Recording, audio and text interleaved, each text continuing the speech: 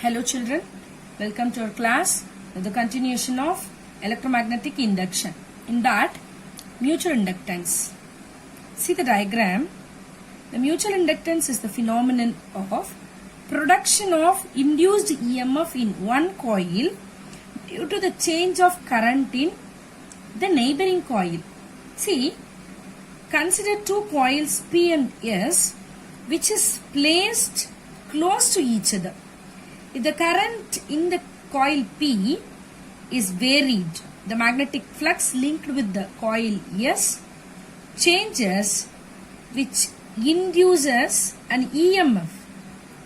Okay, because of that, the current in that coil, see, as is seen from the deflection of the galvanometer, the coil P is called the primary coil and the coil S which is called as a secondary coil because it is the former which causes an induced EMF in later.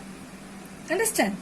So the mutual inductance or quotient of mutual induction, which is nothing but the magnetic flux with secondary coil, is directly proportional to the current in the primary coil. Right? That means the flux which is directly proportional to I, or we can call it as phi, which is equal to mi. Okay. See the proportionality constant m, which is nothing but what? Mutual inductance, or we can call it as the quotient of mutual inductance of the two coils. If suppose any change in the current I, which is set up in this induced EMF in the secondary coil, we can say that the EMF which is equal to minus d by dt of phi, which is nothing but the change in EMF. Okay. So we can say this minus m into di by dt. Okay, change in current. The EMF is given the change in the current that is directly proportional to the primary coil which is produce the current. Okay. Then, if suppose di by dt which is equal to 1, and then what it will be the EMF which is equal to minus m. That means what? The mutual inductance of two coil, which is nothing but the induced EMF set up in one coil when current is produced in the neighboring coil changes, right, at the unit rate.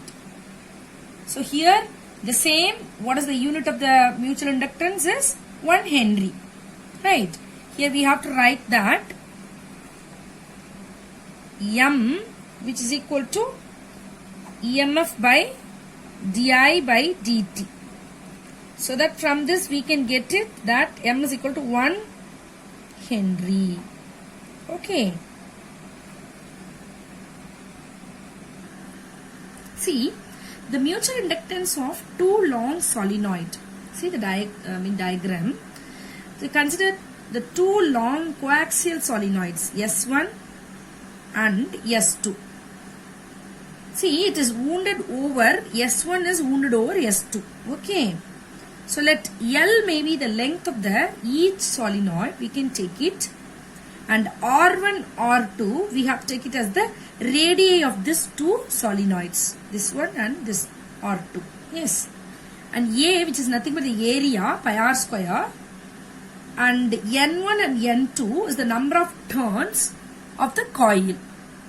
First, we pass a time varying current I2 through S2, right. The magnetic field is set up inside S2 due to I2, which is produced what? B2, which is equal to, we know that B2, the magnetic field, which is equal to what we derived, mu naught N2 I2.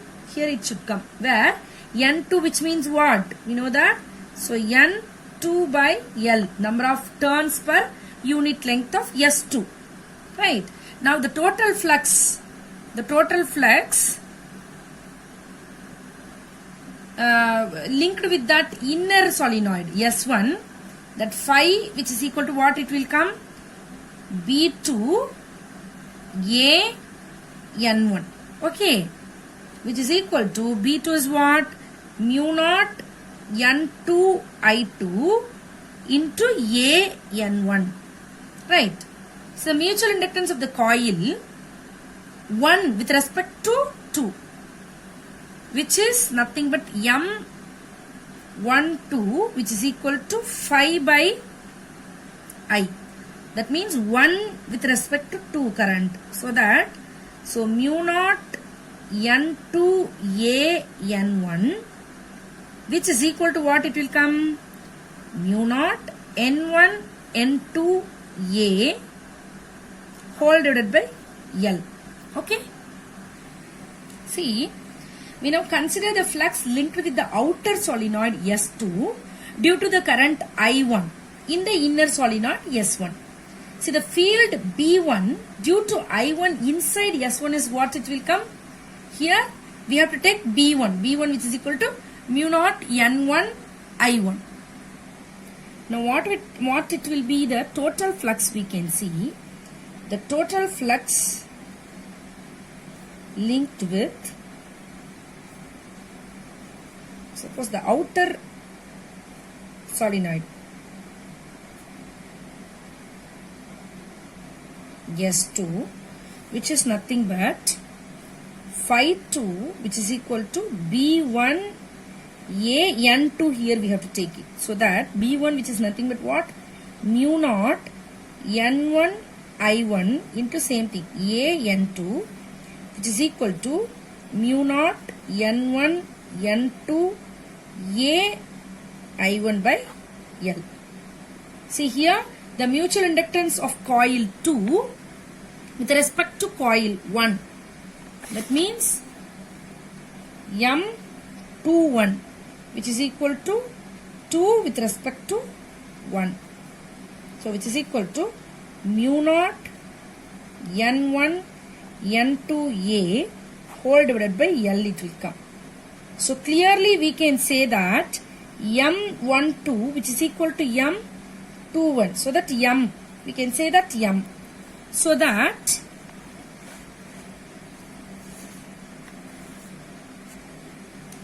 here M which is equal to mu naught N1 N2A by L, right? So we can say this mu naught N1 N2 A L, right? So this thing also we can write, it is equal to mu naught N1 N2 for that pi r square for that area into L. Okay. So M which is equal to. So we can say that this both mu naught N1 N2 A by L, or else you can say mu naught N1 N2 instead of that A pi r square 1. This is for the mutual inductance of the long solenoid. And what are the factors which are involved in this mutual inductance? See, the mutual inductance of two solenoids depend on the geometry, and we can say the magnetic permeability of the core. See, same like that in the self-inductance. See, the number of turns. See, larger the number of turns in the two solenoids, larger will be their mutual inductance, which is nothing but M, which is directly proportional to N1 and N2. And the cross-sectional area. Larger the cross-sectional area of the solenoid, larger will be the mutual inductance. Okay, both is directly proportional to the cross-sectional area. M is directly proportional to the A. And also the relative separation. So larger the distance between the two solenoid, it will be smaller will be the M value, which by L is inversely proportional, no? M which is inversely proportional to L. Okay. Then the permeability. If suppose the two coils are wound over an iron core or relative permeability mu r, the mutual inductance will be increase. Okay. So depending upon the core, mean the material which we are choosing, it will be increase or decrease, right? See, how can we generate induced EMF? What are all the way we can use it? For example, see phi, which is equal to what? BA cos theta. The magnetic flux linked with the loop that can be changed by changing the flux, first flux which is equal to BA cos theta. We are saying that. See, by changing the magnetic field B, we can change the induced EMF. Right? See, for example, by moving the bar magnet towards or away from a closed coil. See, by changing the magnetic field. Right? And next one is by changing the area of the closed loop. How can we change the area of the closed loop? For example, by moving one arm of the rectangular conductor, we see in the motional EMF. We can change the induced EMF by changing the one arm of a rectangular conductor in a perpendicular magnetic field.